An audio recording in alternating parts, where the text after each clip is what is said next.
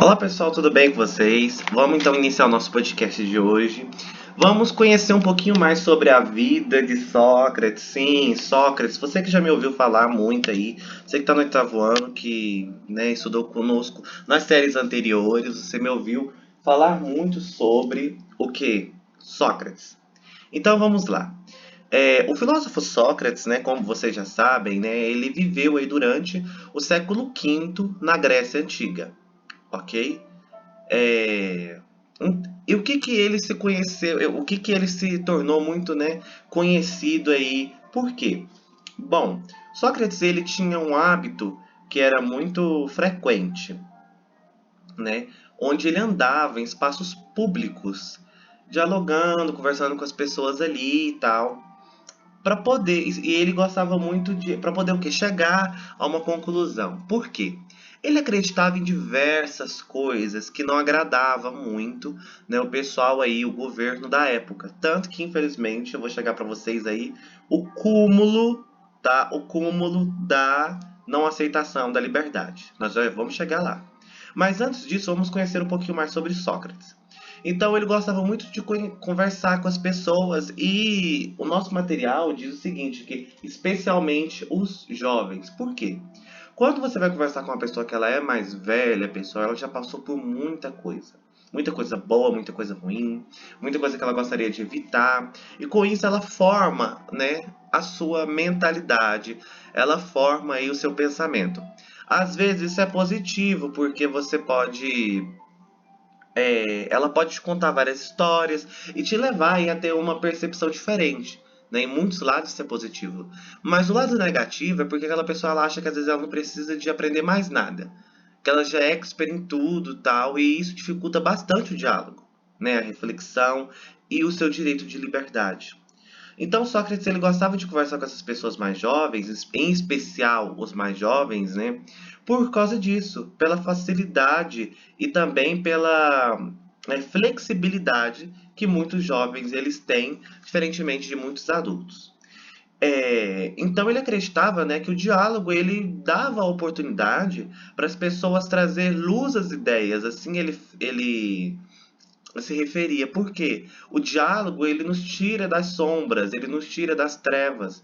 E com isso nós possamos o quê? A trazer mais essa transparência que ele acreditava, né, que ele cita como luz, essa iluminação, né, deixar mais coisas mais evidentes e não ali enganosas e do jeito que estavam na cabeça deles.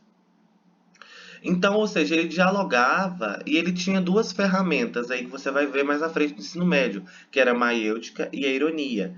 Eram as ferramentas que ele utilizava para poder o quê? Mostrar para as pessoas que, opa, peraí, isso não tá certo. Então ele ia com ironia um pouco, com a maiêutica ali e tal. Às vezes ele falava, nossa, exemplo, às vezes ele se fingia de que, vou usar uma expressão bem chula aqui, mas ele fingia que ele era burrinho para as pessoas corrigirem ele, mostrarem para ele o caminho correto, entendeu? Para ele despertar na pessoa o sentido que de crítica, de criticidade.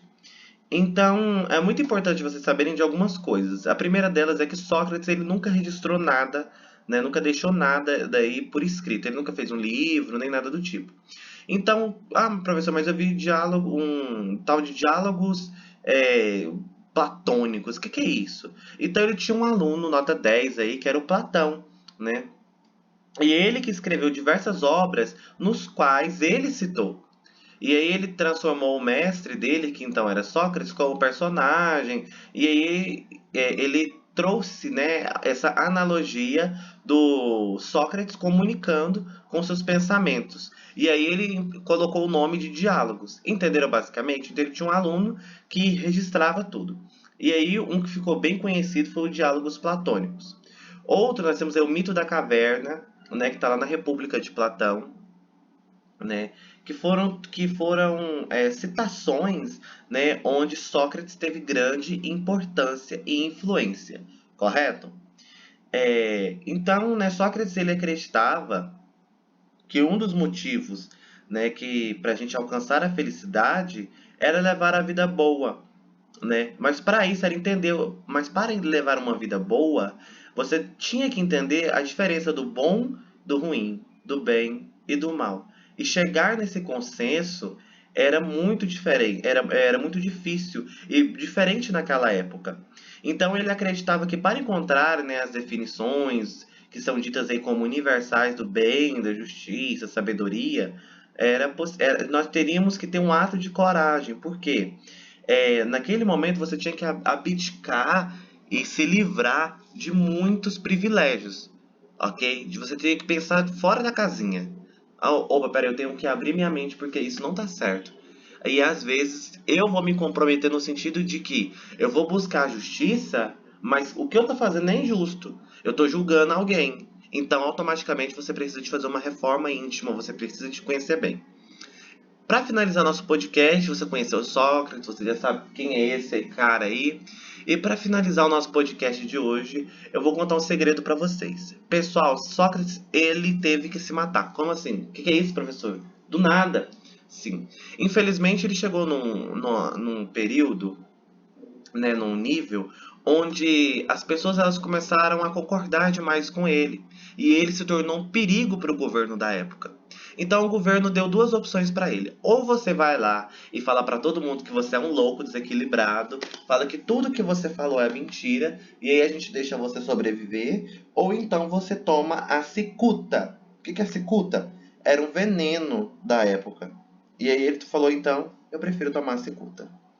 E aí ele acreditava, ele tinha uma crença lá muito bonita, assim, a gente que estuda isso fica até um pouco emocionado com, né, o diálogo, né, a última reunião que ele teve ali com os seus discípulos, né, com os seus seguidores, com as pessoas que ele acreditava, tal. E ele disse que se caso tudo que ele disse valesse a pena, a morte, ele não iria morrer, ele iria ficar eternizado aí. E foi o que aconteceu, pessoal, ele ficou eternizado e mundialmente conhecido até hoje, mais de 2.500 anos, ok? Então ele foi um marco aí na filosofia. E sim, ele preferiu a morte, então ele morreu para deixar vivo tudo aquilo que ele acreditava. E então para vocês verem o cúmulo, né, do diálogo, porque infelizmente muitas pessoas são mortas, muitas pessoas elas são perseguidas, simplesmente por pensar diferente e querer ajudar as outras pessoas que estão sendo enganadas, as outras pessoas que o pessoal tá ali passando para trás, tá? Então basicamente esse, né, na verdade, foi o nosso podcast de hoje. Espero que vocês tenham gostado. Não se esqueçam de fazer as atividades aí, ok? Pessoal, leitura e interpretação. São só 3 questões aí, tá? Bem facinhas para vocês. Não esqueçam de mandar as fotos. Um abraço para você e tchau, tchau.